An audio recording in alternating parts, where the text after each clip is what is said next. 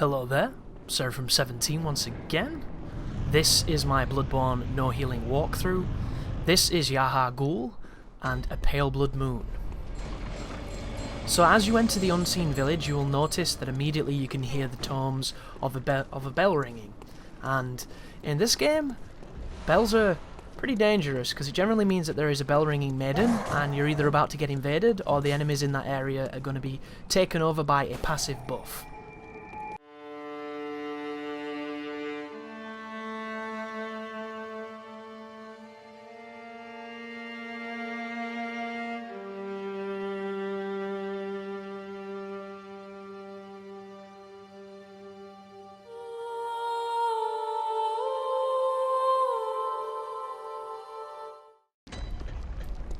You can spot this enhancement by a slightly alteration to how they look, and also when you hit them and kill them, they will make a pretty loud noise. It's kind of distressing when you first hear it because it's so jarring to what you're used to, but you'll notice they have almost like a magma tint to them. It's a crazy enhanced like fuchsia glow. It's all kinds of reds and pinks and things. They look a bit cooked. And when you kill the maiden, it will enable you to get rid of all the dudes. However, if you don't want to, you can simply do what I'm doing right now, which is to avoid the situation entirely. However, if you kill them and you do not get rid of the bell ringing maiden, she will bring them back and they will come back and continue to do bad things. It's tricky when you don't know where the maidens are, but if you've played this game a few times, you already have their patterns memorized and you'll just track them down like I did with that poor unfortunate lady and smash them with your saw. So an important thing to note here as well is there is in fact a key that will open up an area in the upper cathedral ward, and it's going to lead to one of the optional areas of Bloodborne that is completely skippable should you choose to. I'm going to be doing it for the sake of this walkthrough, and there is 2 bosses residing within that place and a whole host of enemies that can prove to be a massive pain in the arse. The good news is it can be a great place to farm if you're looking for resources. It's a good place for blood echoes if you're looking for that too. You can also, in theory, farm inside. However, it's not probably the quickest way to do that when you compare it to something like doing the Chalice dungeons if you have the Chalice codes and access to PlayStation Plus. But the Unseen Village is the first area of the game where I really noticed a difficulty jump. I think the enemies here and the enemy placements are much more tricky to deal with just because of the damage output on them is rather high. And additionally the boss as well. The boss is a notorious killer of players because he has this ability to just completely obliterate you out of nowhere even when you think you've got the upper hand. Oh, and additionally there is the amygdala monsters that are going to be attacking you with frame rate destroying lasers, so be careful of those as well. The good news is once you pass this particular avenue there's a lantern, and then with a quick trip to the Hunter's Dream we can get back that massive chunk of damage we took from the sickle of one of those crazy women. This next sequence is one you're probably going to see a few times until you understand just how it works. Such is the nature of the trickier areas of Bloodborne. And this is compounded by the fact that there is a particularly rough ambush waiting for us in the next room after we get past this little gauntlet of enemies here that involves maidens, people with rifles, dogs, and the big fellas with the brick. You can take this slow if you want and kill them each meticulously, which is the safest, but if you're dying a lot, I would definitely recommend you get used to running back quite quickly. And if you don't want to use this as a particular run back for the boss, there is an alternative path that I'm going to show you in the video where we kill the One Reborn. Unfortunately, the One Reborn kills me as he dies, which I'm not happy about, but I didn't heal and he does die, so I suppose we can take that much. However, this is Bloodborne, and when something dies it's gone forever, so I couldn't just simply re-record it.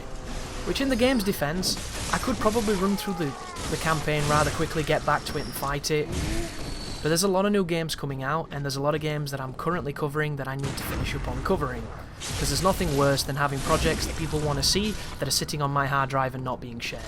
So, as much as I love Bloodborne, it isn't one of the top priorities on the channel, even though it does do exceptionally well, because there's a lot of Souls fans, a lot of Bloodborne fans that like to watch. I do love the scimitar guy. I wish we could get his sword.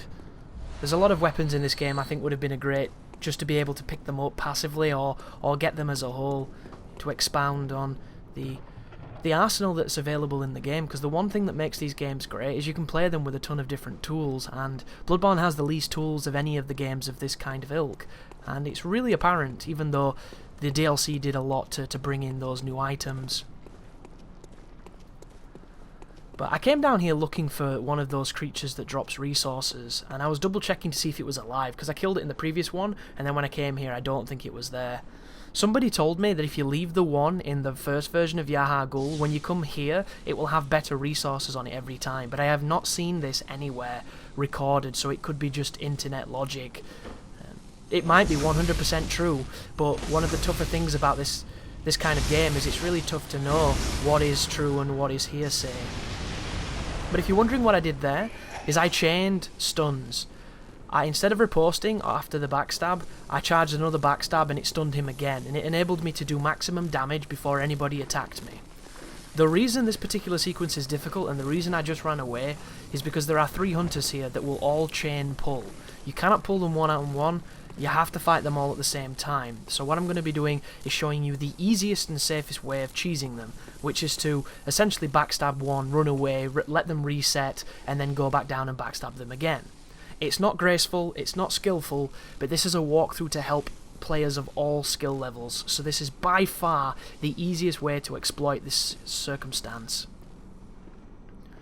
Depending on the weapon that you're using, depending on your stats, will depend on how quick this goes down. The good news is, when we kill this particular little bastard here, he's going to drop one of the claw mark runes, which is one of my favourite runes in the game. It's just gravy, and if there was some kind of tier stone in this game that didn't involve blood gems, I would combine it with that, and I would come down here with, you know, small life and then just maximum damage everybody, and it'd be over very quickly. But that's not how this game works, so instead we're going to do this a little slower, and we're going to get our guerrilla warfare on, which is one of the more fun aspects of Bloodborne, I guess. It's a game that gets messy very quick, and if you can embrace the grime, you'll do well. But I'm walking here, and you might be thinking, why? I don't really know what it is about the enemies in this game, but they can detect you from some questionable moments and some questionable distances unless you walk rather slowly. So you want to be as paranoid as possible, because if they boom a turn, you could get a face full of rifle spear and you don't even know where you are. So that was a failed double critical, and this person is able to pull their whip and then bukkake me a little bit with the flame. The good news is that character opts for the tiny to nitrous and it doesn't work, so I can run up here and then I can try and reset them again. That was a failed cannon blast. That would have been really bad if that had hit me. With my HP, probably would have killed me, because it would be counter damage because I'm running. That's going to do 90 to 100% damage, so you want to be really careful of that cannon.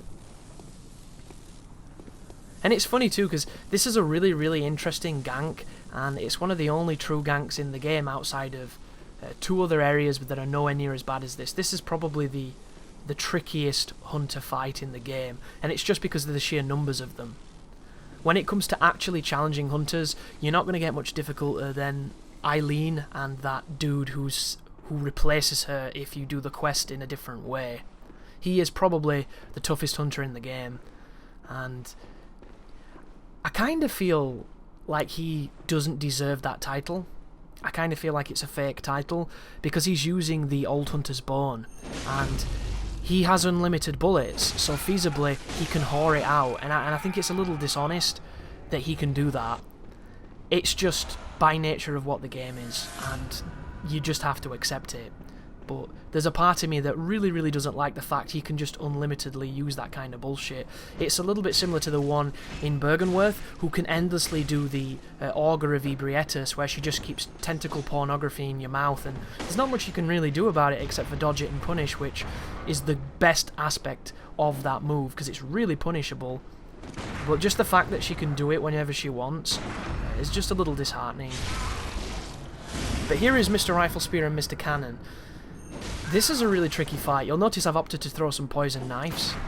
The only reason that this is challenging is because the spear gives the person good range, but whenever you're expecting the spear, it sometimes pulls out the cannon. And the cannon is not the most difficult thing to dodge, but if you're off on your dodge, you're dead. And you'll notice I'm going a lot for the interrupts. I'm going for the the parries, and then we're going to be progressing on. So unfortunately guys, that is not my shit editing. That is the Elgato jumping, and I had absolutely no idea it was doing it at the time, which is the reason why I no longer use the Elgato. So I can only apologise, it's as new to me as it is to you guys right there. I was really surprised to see that either I was drunk when I was editing this, or the video is in fact skipping. So we just lost a little bit of footage of me killing the hunter. It was only a few seconds there, and then it jumped to me taking on one of those cramped caskets, which is what, 5 seconds maybe, but still, it pisses me off. It's the most frustrating aspect of doing what I do, and anybody who makes videos of any kind of content.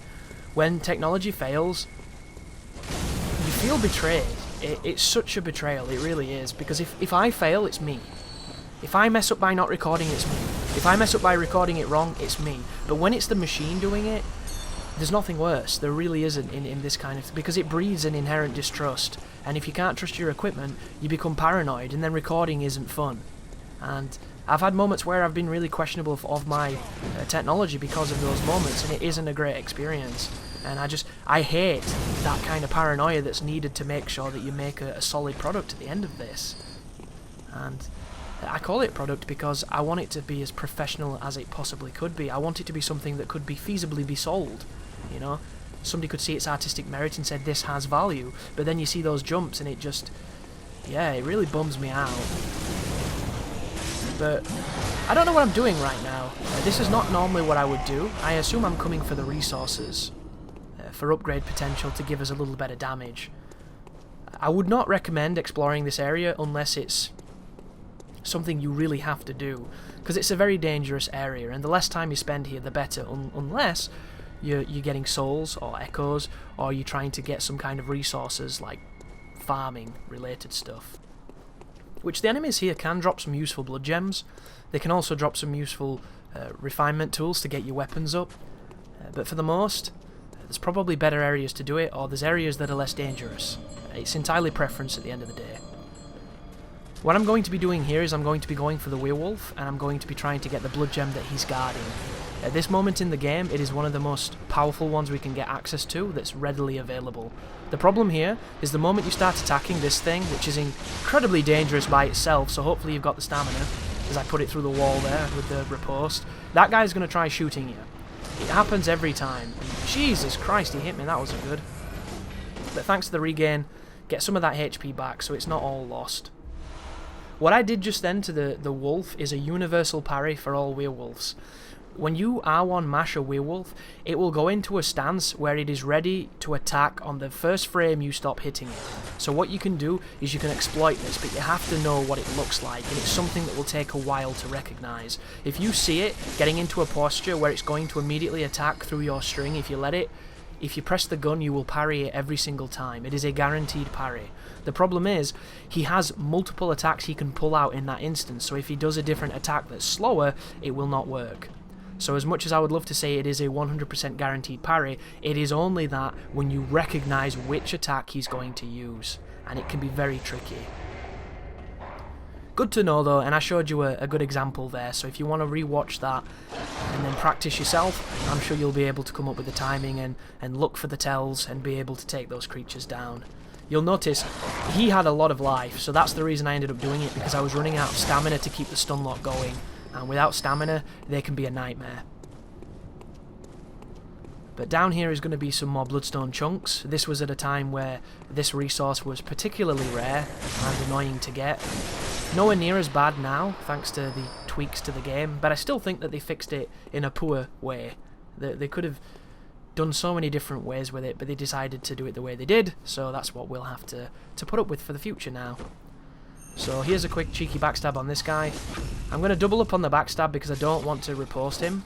The reason is for that is because you normally knock him off this building, and if you knock him off, there are times where you can't pick up his stuff. So that's why I did that, just in case. You'll also notice I'm rocking 0 insight. If you were to use the beast pellet at this point, it would not be very useful to you. If you have really high insight, you can fill the bar incredibly quickly, and it's one of those things that I think is kind of strange about the beast statistic. The lower your beast stat is, the more useful beasthood is. Yet, it's described as the complete opposite, and I've never understood why. Like, I've ran a build that has pretty much the highest beast stat you can get with 0 insight, so that the bar technically should be at its most potent, because insight reduces, like, beastliness, doesn't it? Yet, it's nowhere near as good as the beasthood when you have max insight in a tiny bar, because you can't fill it as quick. And it introduces you to this interesting trade of, if you can fill your beast bar consistently on an enemy that can live long enough to do so, the bigger bar will benefit you. But keeping that bar high and getting it high are incredibly difficult on a big bar. The short one seems to just be superior in every conceivable way, and it disappoints me that a little bit. But that was the end of the video, guys. Thank you very much for watching, and you take care now.